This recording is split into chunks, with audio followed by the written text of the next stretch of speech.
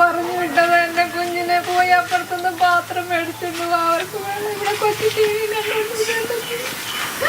ഇവിടെ പട്ടി വന്നപ്പോ ഞാൻ അവിടുത്തെ പൊടി കുഞ്ഞിനെ കടിക്കുമെന്ന് കേട്ടിട്ട് ഇവിടെ നോട്ടിങ്ങിട്ടാണ് കറങ്ങിപ്പോയി എന്റെ കുഞ്ഞിനെ കടിച്ചു.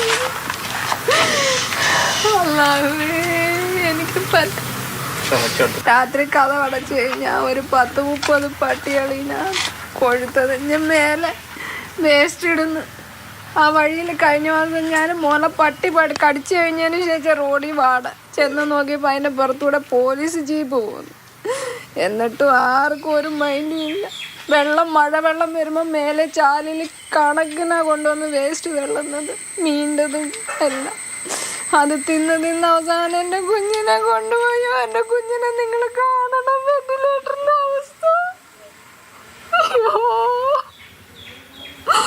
ഓരോ മെഷീനും റെഡ് ലൈറ്റ് അടിക്കുമ്പോ എന്റെ പ്രാണം മേലെ കയറും. ചൂട് കുറയാതെ ഇങ്ങനെ കിടക്കുമായിരുന്നേ. അയ്യോ തടഞ്ഞു. ഇനി ആ ശരീരത്തിന് പൈപ്പിടാൻ സ്ഥലമില്ലായിരുന്നു. എന്റെ പൊന്നുമോൾക്ക് ഇങ്ങനെ കിടക്കുമോന്ന്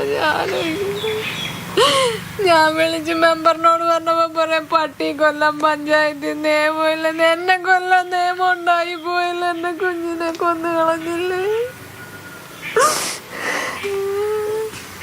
മുറിവിന് ചുറ്റും എടുക്കുന്ന ഇഞ്ചക്ഷൻ താലൂക്കിലേ വെക്കത്തുള്ളു. അതെന്താ ഇവിടുത്തെ ഹെൽത്തിൽ വെച്ചാൽ ഇവിടുന്ന് 1/2 മണിക്കൂർ എടുത്തല്ലേ അവിടെ ഓടിപ്പോവാൻ, പിന്നെ 1/2 മണിക്കൂർ എടുത്ത് ടെസ്റ്റ് ഡോസ് എടുത്തിരിക്കാൻ.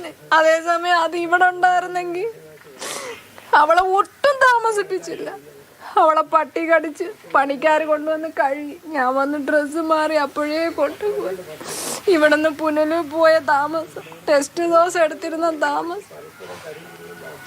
അവിടെ കയറി ഇഞ്ചക്ഷൻ എടുക്കാതിരുന്നപ്പോഴോ കാല് മുറിവായിട്ട് വന്ന ആ ചെറുക്കന് ഡ്രസ്സ് ചെയ്തതിന് ശേഷമാണ് എന്റെ കുഞ്ഞിന് ഇഞ്ചക്ഷൻ എടുക്കുന്നത്. പറഞ്ഞപ്പോ പറയാ വെയിറ്റ് ചെയ്യാന്. അവിടെ ഒരു ആ ചെറുക്കന്റെ കാല് ഡ്രസ് ചെയ്തിട്ടാണ് എന്റെ കുഞ്ഞിനെ ഇഞ്ചക്ട് ചെയ്യുന്നത്. അറിയാമോ? എന്റെ നിങ്ങൾ കണ്ടില്ലല്ലോ എന്റെ കുഞ്ഞിന്റെ മുറിവ്. ഇവിടെ